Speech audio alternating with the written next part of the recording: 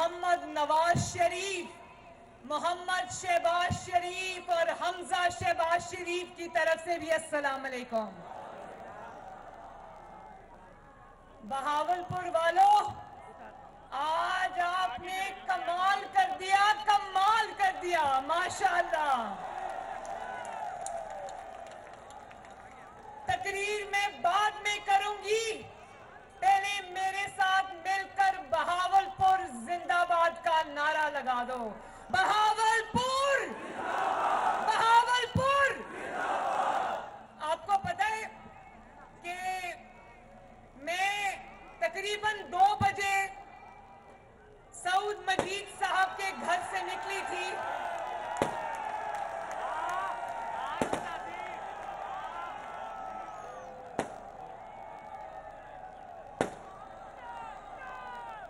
चले बस करें, बाद में चलाना, बाद में चलाना। मैं तकरीबन 2 बजे बहावलपुर में सऊद मजीद साहब के घर से निकली थी और अब क्या टाइम हो गया? आज बहावलपुर के लाखों, हजारों नहीं लाखों अवाम मुझे सड़क पर मेरे साथ चले, माशाल्लाह। और बहावलपुर वालों, इतनी मोहब्बत, इतनी शफकत दी आपने मुझे कि मैंने कंटेनर के ऊपर से खड़े होकर मोहम्मद नवाज शरीफ साहब को वीडियो कॉल की और मैंने कहा, ये देखें अपने चाहने वालों का समंदर यहां पर। एक चीज मैं बता दूं बहावलपुर वालों, मोहम्मद नवाज शरीफ आपसे बहुत टूट के मोहब्बत करता है। और आज आपने नवाज शरीफ की मोहब्बत का जवाब पहले से भी बढ़ के दिया है। जिंदाबाद बहावलपुर, जिंदाबाद। और मैं बहावलपुर वालों, मैं ये कहना चाहती हूं, मैं ये कहना चाहती हूं कि मौलाना फजलुर रहमान साहब, अगर आप हुक्म करें तो बहावलपुर का ये ठाठे मारता हुआ समंदर, अगर मैं इसका रुख इस्लामाबाद की तरफ मोड़ दूं तो क्या होगा?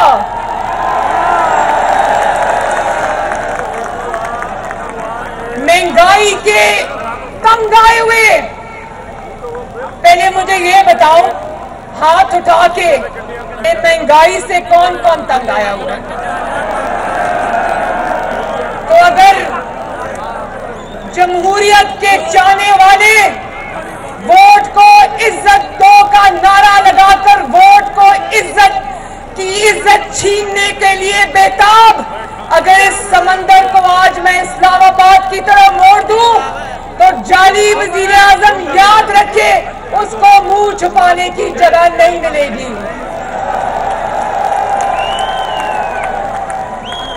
और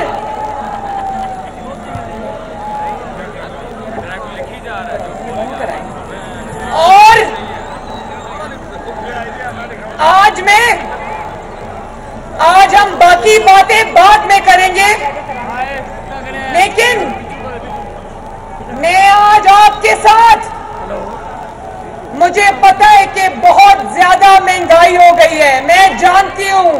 मुझे नवाज शरीफ साहब ने कहा कि बहावलपुर जाओ और लोगों की तकलीफ का एहसास करते हुए उनके साथ खड़ी हो और उनको बताओ कि मैं अपने लोगों के लिए जो महंगाई से पिस रहे हैं, जो इस जाली हुकूमत की नालायकी से पिस रहे हैं, मैं उनके लिए लड़ूंगा और इंशाअल्लाह उनका हक उनको दिलवा के रहूंगा।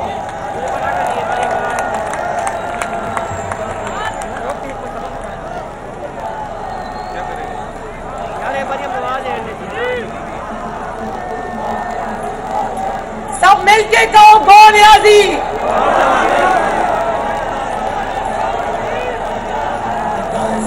सहारा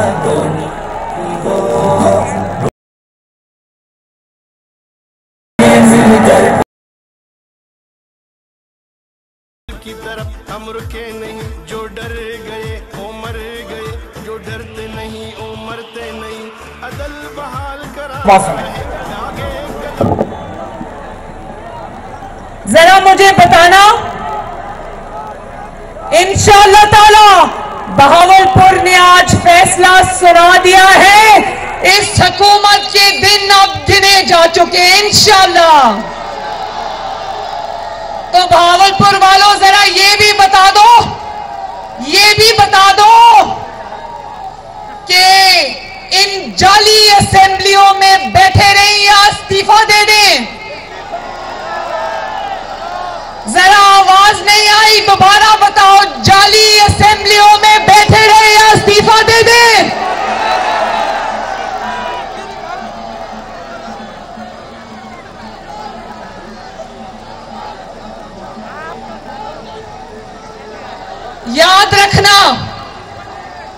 याद रखना जिस दिन पीडीएम ने इस्तीफे दे दिए उस दिन इस हुकूमत का काम इंशाअल्लाह ताला तमाम हो जाएगा। मुझे एहसास है, मैं जहां भी जाती हूं लोग मुझे कहते हैं कि मरियम बीबी, महंगाई ने हमारा बेड़ा गर्क कर दिया है।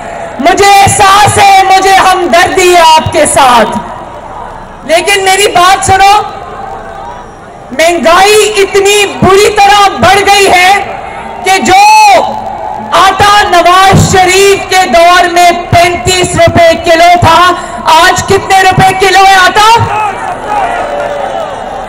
80-90 रुपए किलो है। और जो चीनी, नवाज शरीफ के दौर में चीनी 52 रुपए 50 रुपए किलो थी, आज कितने रुपए किलो है? 120 रुपए किलो है। और बिजली और गैस की कीमतें हर रोज बढ़ रही हैं। और मैं ये भी बता दूं कि ऐलान हो चुका है, IMF ने कहा है कि बिजली की कीमतें 25% बढ़ानी पड़ेंगी।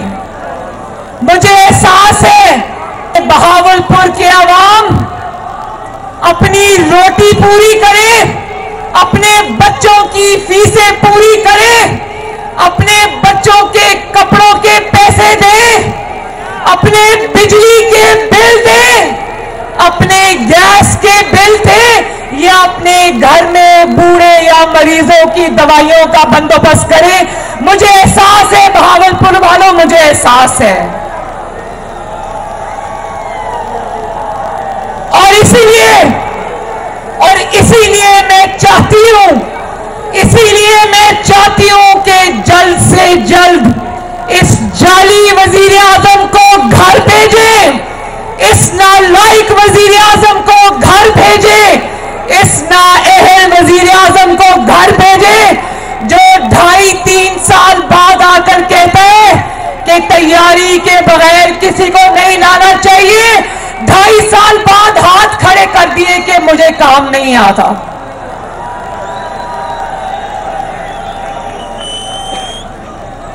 और मुर्गी की कीमतें कहां से कहां पहुंच गई हैं। और मुर्गी को छोड़ो, मैं इस मुल्क में अब कोई सब्जी खाने के काबिल भी नहीं है। माश की दाल की कीमत 250 रुपए किलो है, 250 रुपए किलो। मुझे एहसास है मेरे भावलपुर के भाइयों बहनों बुजुर्गों, आपकी बेटी मरियम नवाज शरीफ को आपका एहसास है। और यही एहसास आज हम सबको खींच कर आपके पास लेकर आया है। लेकिन याद रखना,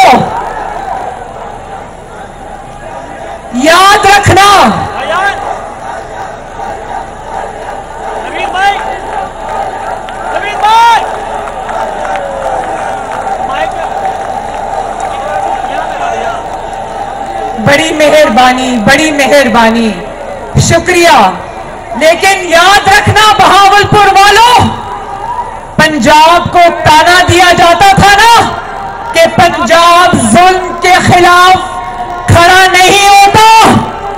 जब तक दूसरे भाई दूसरे सूबे ये कहा करते थे कि जब तक पंजाब खड़ा नहीं होगा इस मुल्क में तब्दीली नहीं आएगी। तो सुन लो कि ना सिर्फ पंजाब खड़ा हो गया है, बल्कि पंजाब अपने हकूक को वापस लेने के लिए पूरी तरह तैयार है।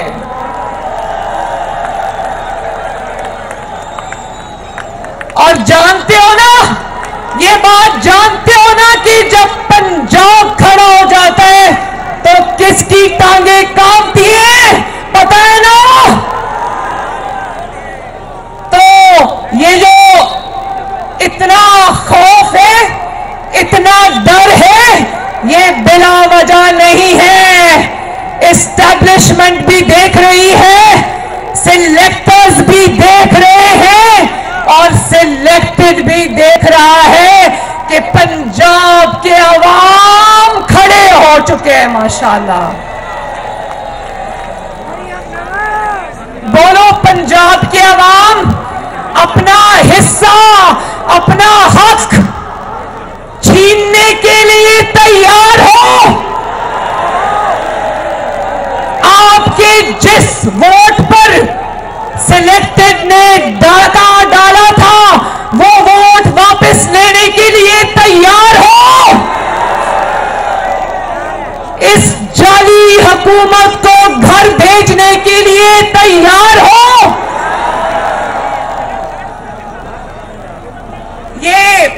ये तब्दीली का नारा लगाता था ना, तो जरा मुझे हर बात पर हाथ उठाकर बताना कि क्या इसको तब्दीली कहते हैं? बताओ कि क्या लोगों के घरों में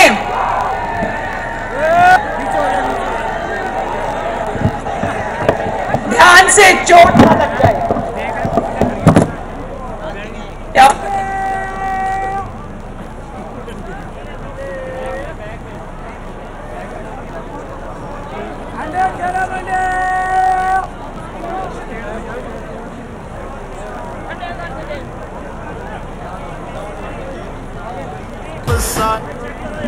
हेलो, मुंसिफ गिरे, बार बार गिरे, इंसाफ के दावेदार गिरे, इस्लाम निहाल में मारों से, यहूद के पैरोकारों से, इस मिट्टी के गद्दारों से, गैर के अलायकारों से ये देश छुड़ाना चाहता हूँ। एक नारा लगाना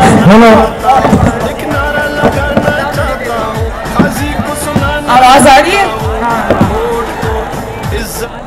तो मुझे बताओ, क्या महंगाई के इस तूफान को तब्दीली कहते हैं?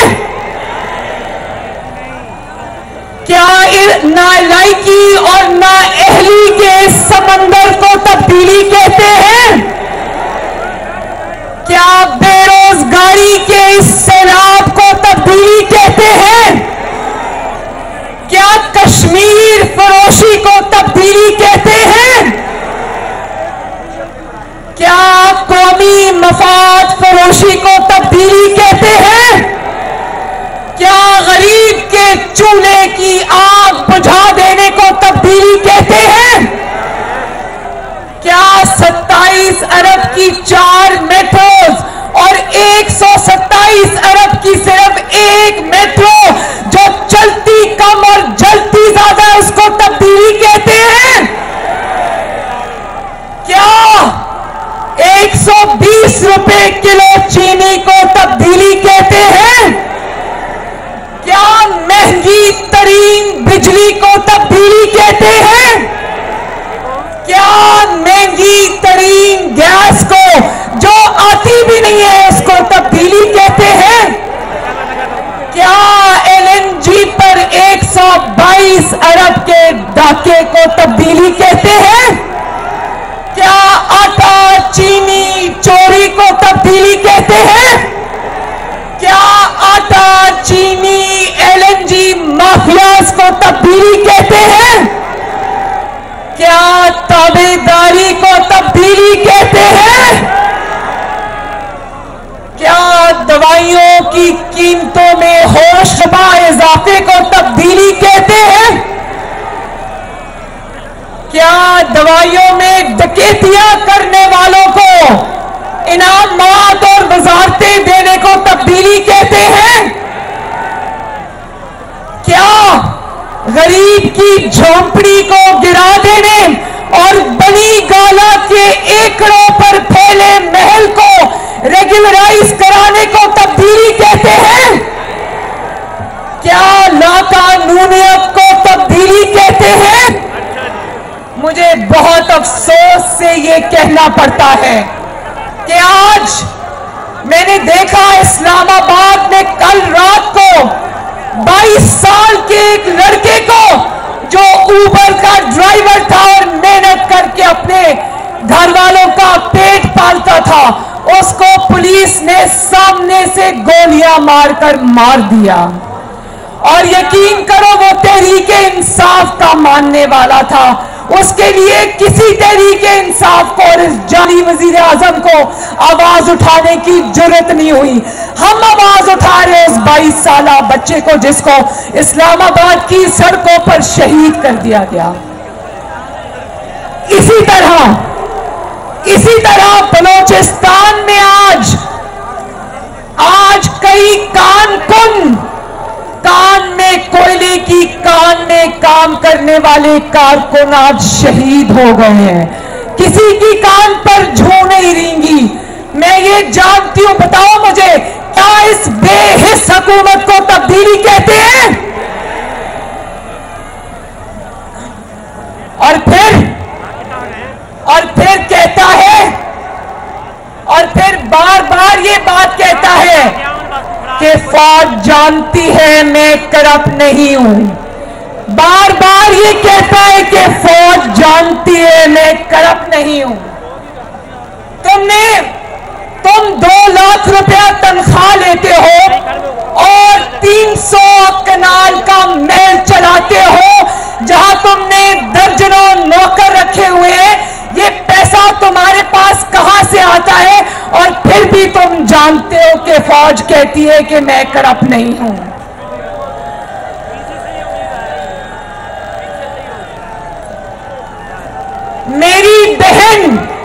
मेरी बहन जिसको अलीमा बाजी कहते हैं, उसने करोड़ों का ब्लैक का पैसा वाइट कर लिया, लेकिन ये कहता है कि फौज जानती है मैं करप्ट नहीं हूं।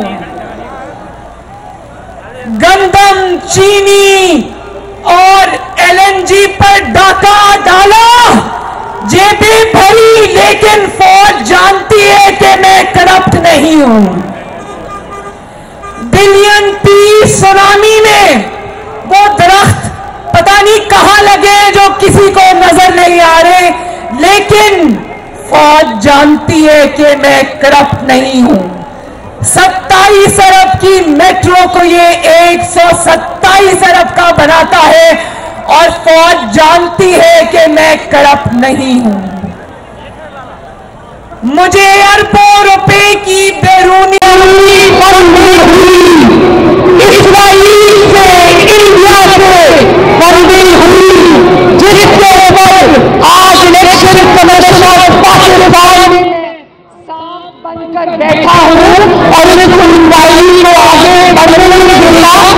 और मुझे जरा बताना कि ये फंडिंग का केस है, ये इसको आगे क्यों नहीं बढ़ने देगा, क्यों नहीं बढ़ने देगा?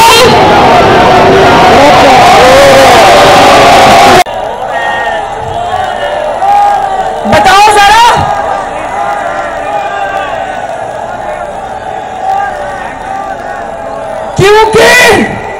क्योंकि फौज जानती है मैं करप्ट नहीं हूं। गरीब मरीजों का खून निचोड़ लिया, दवाई 500% महंगी हो गई और सारा पैसा इसकी जेब में गया, इसकी दोस्तों की जेब में गया, लेकिन फौज जानती है मैं करप्ट नहीं हूं।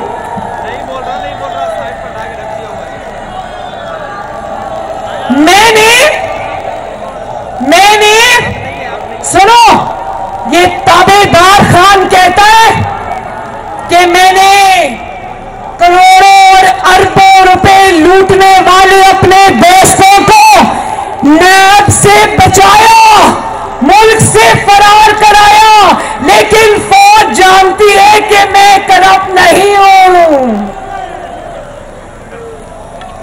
मैं मालम जब्बा केस भी खुलने नहीं देता, क्योंकि फौज जानती है कि मैं करप्ट नहीं हूं। समझ आ रही है ना? मैंने गरीबों के घर गिराकर, गरीबों की झोंपड़ियां गिराकर मैंने बनी गाला का घर रेगुलराइज करा लिया, लेकिन फौज जानती है कि मैं करप्ट नहीं हूं।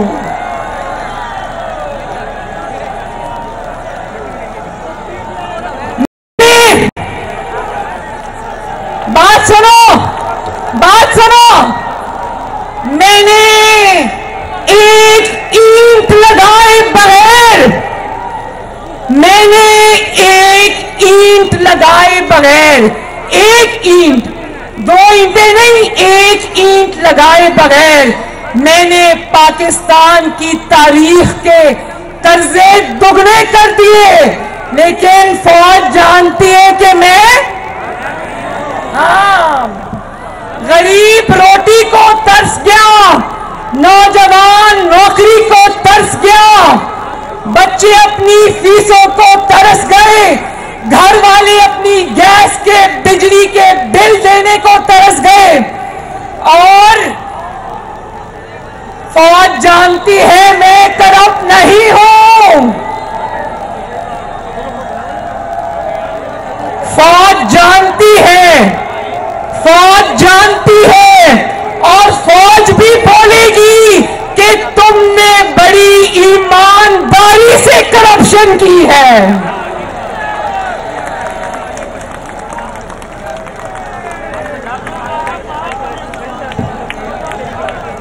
और ये देखो, एक मिनट, और ये देखो, ये कौन खड़ा है? नहीं, ये कौन खड़ा है?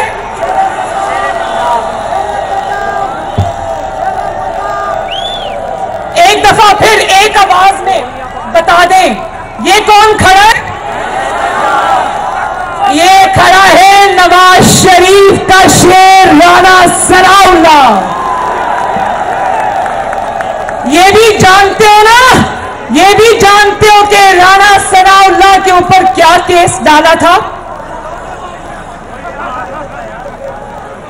और कल इंटरव्यू में, वैसे मैं सुनती नहीं, पढ़ती हूं, क्योंकि इसकी बातें मेरे से सुनी नहीं जाती। मैंने सुना, कहता है कि राणा सनाउल्लाह पर मान गया कि मैंने झूठा केस बनाया था। कहता है कि मेरे कैबिनेट ने बना दिया था, मुझे थोड़ी पता था सच्चा और झूठा है। तो बहावलपुर वालों, राणा सनाउल्लाह के सच्चे और झूठे होने का नहीं पता था, लेकिन जनरल आसिम सलीम बाजवा के इतने बड़े बड़े सबूत नजर नहीं आते। पिज्जा पिज्जा,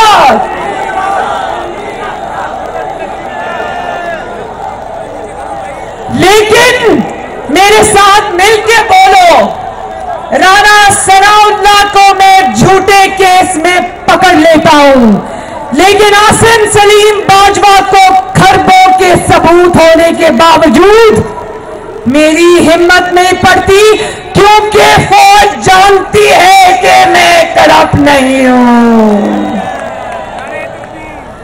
तो चलो, मैंने बहुत वक्त ले लिया, अब मेरे बुजुर्ग मौलाना फजलुर रहमान साहब ने आपसे बात करनी है, तो एक दफा फिर बता दो। वैसे एक बात बताऊं, इस हुकूमत से निजात क्यों जरूरी है, मैं कसम खाकर कहती हूं, और आप लोग मेरे से ज्यादा बड़ी कसम खाकर कहोगे कि पाकिस्तान की 73 साला तारीख में इतनी नालायक, इतनी करप्ट और इतनी नाअहल हुकूमत पाकिस्तान ने नहीं देखी। तो बता दो बहावलपुर, एक दफा फिर बता दो, पंजाब अपनी जंग लड़ने के लिए तैयार है। पंजाब अपना छीना हुआ वोट वापस लेने को तैयार है। पंजाब दूसरे सूबों की जंग लड़ने को तैयार है। पंजाब विफाक की जंग लड़ने को तैयार है। पंजाब पाकिस्तान को इस नाअहल और करप्ट आदमी से निजात के लिए तैयार है। और अगर मरियम नवाज शरीफ आपको कॉल देगी तो इस्लामाबाद की तरफ मार्च करोगे, लड़ोगे, बैठोगे, अपना हक छीनोगे? जिंदाबाद बहावलपुर, जिंदाबाद मेरा सोना पंजाब, जिंदाबाद नवाज शरीफ, शहबाज शरीफ, हमजा शहबाज और मेरे साथ मिलकर आखिर में पाकिस्तान जिंदाबाद का नारा लगा दो। पाकिस्तान